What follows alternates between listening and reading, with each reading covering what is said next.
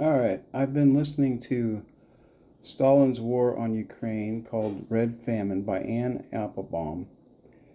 And I've been listening to it while I'm at work.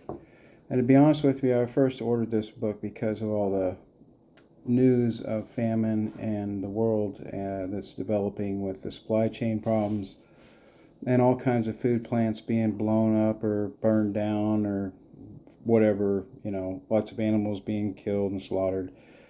Um, And then, I've heard in the news this past week that India is not going to be exporting its grain. And then we got Ukraine with all its problems, and it's a major food supplier as well. And so, yeah, there's a lot of a famine, it looks like, coming in the future. And so this book sparked my interest.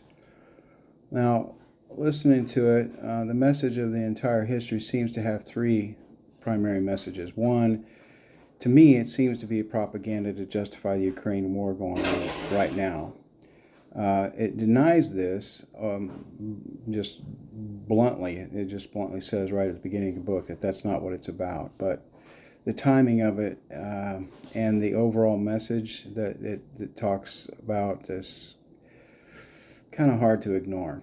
I'm not saying that it's what it's saying isn't true. It's just that the way you frame the truth can influence the way you perceive it. So, making the point to deny this almost lends to the suspicious timing of the book. The second message it has is it makes communism of Russia evil. And actually, this is a historical fact. It's not really debatable. If socialism and communism has never really worked. It always has a great message. It sounds good. It promises lots of great things, but the reality of the execution of it is really the opposite. And hundreds of millions of people have died under communist rule and socialist rule. And you can't really say that that's really a good outcome. It's not what it's promised. However, given the corruption that has been going on in the United States and other forms of government throughout history that are not communist or socialist, you could argue that it's just the same coin of a different side. Apples, apples, potato, tomato. It's the same thing. So my personal opinion about that is that really the main problem is a lack of focus on God. It's a spiritual problem. And then secondary to that, it's really corruption. The corruption of the people working in the government. They're not doing their job like they're supposed to be. All right, so the third message of the book is if you hope to survive a similar government oppression and famine in modern time, you would have to live in a hidden hole and remain in it unfound for many years or disappear undetected into the wilderness like the legendary Bigfoot. It's always sighted but never found. Both of these ideas are impossible and would require a miracle of God with all the cameras and modern drone satellite surveillance systems globally orbiting the Earth like Starlink and AI monitoring. Thinking about this, though, reminds me of a story in the Orthodox Church of a monk who was found in the catacombs of a church. Evidently, he knew he was going to die, and he walled himself inside the catacombs. And they were doing renovations on the church hundreds of years later, and they accidentally broke through to this catacomb, which they didn't know was there. And they smelled this really fragrant, beautiful smell, and they realized that they had probably disturbed the tomb of a saint.